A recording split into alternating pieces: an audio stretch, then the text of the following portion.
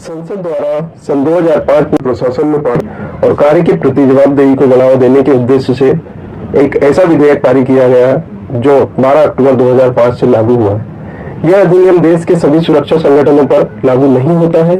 शुरुआत में यह अधिनियम जम्मू कश्मीर राज्य को छोड़कर सभी राज्यों में लागू हुआ। बाद में 2008 में इसे जम्मू कश्मीर राज्य में भी लागू कर दिया गया। जी हाँ दोस्तों, सही पहचाना आपने। मैं बात कर रहा हूँ राइट टू इंफॉर्मेशन एक्ट 2005, सूचना का अधिकार अधिनियम 2005। तो चलिए इस वीडियो में मैं आपके साथ आर्टिस्ट आनंद केवट स्वागत करता हूँ। कौन सूचना दे सकता है या सूचना की मांग कौन कर सकता है? कोई भी भारतीय नागरिक सूचना के अधिकार अधिनियम के निर्धारित नियमों के अंतर्गत आवेदन करके सूचना की मांग कर सकता है।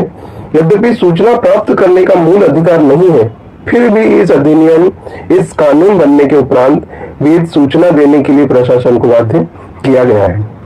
सूचना से तात्पर्य, सूचना का क्या मतलब होता है? सूचना से तात्पर्य ऐसी सामग्री से है जो कोई भी रिकॉर्ड, दस्तावेज, ज्ञापन, ईमेल, सलाह, राय, प्रेस विज्ञप्ति, परिपत्र, कार्यालय आदेश, नोटिंग प्रश्न, नीति प्रपत्र, लॉग बुक, अनुबंध, करार, रिपोर्ट, टिप्पणी, नमूना, पत्रावली इत्यादि से होता है, जिसकी सत्यापित प्रतिलिपियां और यही सूचना इलेक्ट्रॉनिक माध्यम से भी मांगी जा सकती है। संरचना: प्रत्येक सरकारी कार्यालय में सहायक जन सूचना अधिकारी, जन सूचना अधिकारी, अपीलीय अधिकारी की नियुक्ति द्वारा कार्य देखने के लिए की जाती है। इसके लिए कोई अलग से संवर्ग नहीं होता है। मौजूदा कार्यरत अधिकारी या कर्मचारी वर्ग को इस कार्य के लिए अतिरिक्त पदभार भी सौंप दिया जाता है।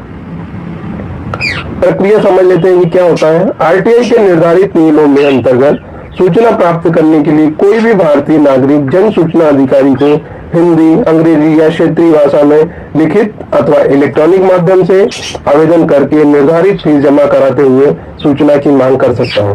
इलेक्ट्रॉनिक माध्यम मतलब ऑनलाइन, जिसके लिए उसे 10 रुपए प्रति फीस निर्धारित की गई है। और यह जो फीस है, इसके लिए अगर वो कोई प्रतिलिपि चाहता है तो उसके लिए 2 रुपए प्रति पृष्ठ अलग से फीस जमा करानी होती है। अभिलेखों के निरीक्षण के लिए जो भी दस्तावेज है उसके निरीक्षण के लिए पहले 1 घंटे के लिए कोई फीस निर्धारित नहीं की गई है। उसके बाद प्रत्येक 1 घंटे और उसके अगले भागों के लिए प्रत्येक 5 रुपए प्रति घंटे के हिसाब से फीस निर्धारित की गई है। अगर कोई सूचना सीडी, डीवीडी में अगर है तो उसके लिए प्रति सीडी या प्रति डीवीडी 50 रुपए, और अलग कोई जानकारी है तो उसके लिए वही 2 रुपए प्रति पृष्ठ के हिसाब से फीस निर्धारित की गई है। मुद्रित सूचना के लिए प्रशासन की मुद्रित वैल्यू जो भी प्रिंटेड वैल्यू रहेगी, और उस नियमावली या पुस्तक का कोई अगर एक्सट्रैक्ट आप मांगते हो, कुछ पेज मांगते हो, तो प्रति रुपए 2 रुपए के हिसाब से कॉपी ली जाएगी। हाँ, इसमें ध्यान देने के आगे कि बीपीएल धारक, कार्ड धारक जो व्यक्ति है उसको लिए आरटीआई की फीस से उसे माफ की गई है, उसके लिए फीस देने की जरूरत नहीं पड़ती है। बीपीएल कार्ड का नंबर देना होता है। अब इसमें कुछ तय सीमाएं कर दी गई है ताकि काम जो है, जो सूचना मांगी गई है वो एक लिमिट, समय लिमिट में दी जा सके। तो जन सूचना अधिकारी से अगर आपको सूचना चाहिए तो आवेदन प्राप्ति के 30 दिनों के भीतर देना रहेगा। वही सहायक जन सूचना अधिकारी से करना है तो आवेदन प्राप्ति के 35 दिन के भीतर करना रहेगा। मांगी गई सूचना में यदि तीसरे पक्ष का हित शामिल हो, तीसरे पक्ष का हित से मतलब हो गया कि किसी और थर्ड व्यक्ति का अगर आप ले रहे हो, तो तीसरे व्यक्ति से अगर उसकी सूचना चाहिए तो आवेदन प्राप्ति के 40 दिन के भीतर। यदि तीसरे पक्ष की सूचना सहायक जन सूचना अधिकारी के माध्यम से मांगी गई हो तो आवेदन प्राप्ति के 45 दिन के भीतर। वही अगर मांगी गई सूचना से किसी की सुरक्षा, जीवन और स्वतंत्रता का प्रश्न जुड़ा हो तो यह सूचना आवेदन प्राप्ति के 48 आवर्स के भीतर देना आवश्यक होता है। ये कुछ समय सीमाएं तय कर दी गई है। अब देख लें, अगर उस पीरियड में जिस पीरियड में अगर सूचना आपने मांगी और अगर नहीं मिलती है तो उसके लिए अपील के क्या नियम।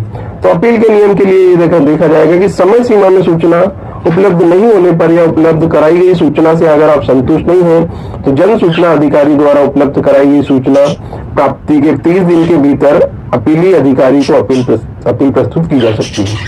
अपीली अधिकारी हमेशा जन सूचना अधिकारी से वरिष्ठ होते हैं। मंडल पर अपर मंडल प्रबंधक एडीआरएम और वही मुख्यालय पर एसडीजीएम मतलब वरिष्ठ उप महाप्रबंधक अपीली अधिकारी होते हैं।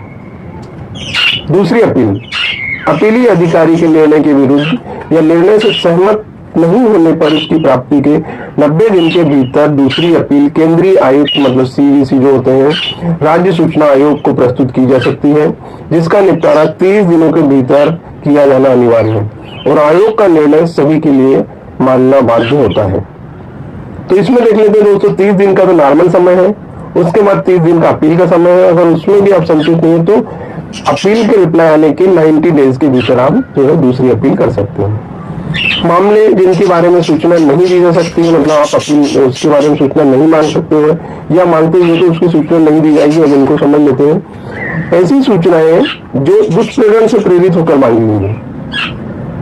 दूसरा, ऐसी सूचनाएं जो भारत की एकता, अखंडता, संप्रभुता और राष्ट्र की सुरक्षा से संबंधित हो।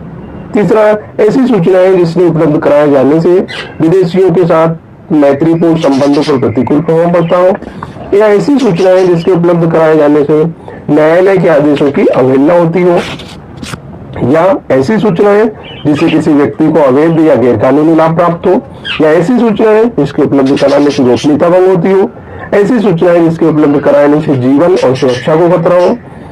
इस प्रकार की अगर जो भी सूचनाएं हैं तो उनको धारा 8 के अंतर्गत उसे अधिसूचित किया गया है और उसके बारे में सूचना देने से मना किया जा सकता है, या आप उनकी सूचनाएं आप नहीं मांग सकते।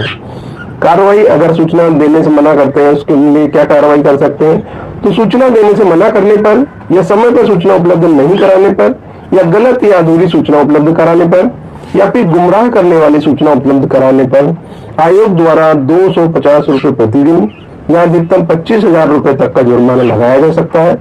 और यदि ठोस या पुख्ता कोई दलील मिल जाती है, उपलब्ध हो जाती है, तो विभागीय तौर पर भी अनुशासनात्मक कार्रवाई की जा सकती है, मतलब डिसिप्लिनरी एक्शन भी लिया जा सकता है उस संबंधित ऑफिसर के अगेंस्ट में।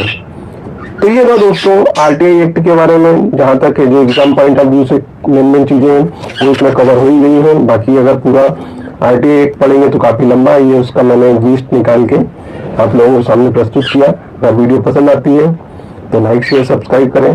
मिलते हैं नेक्स्ट वीडियो में, तब तक के लिए इसीलिए पढ़ते रहिए और मुस्कुराते रहिए।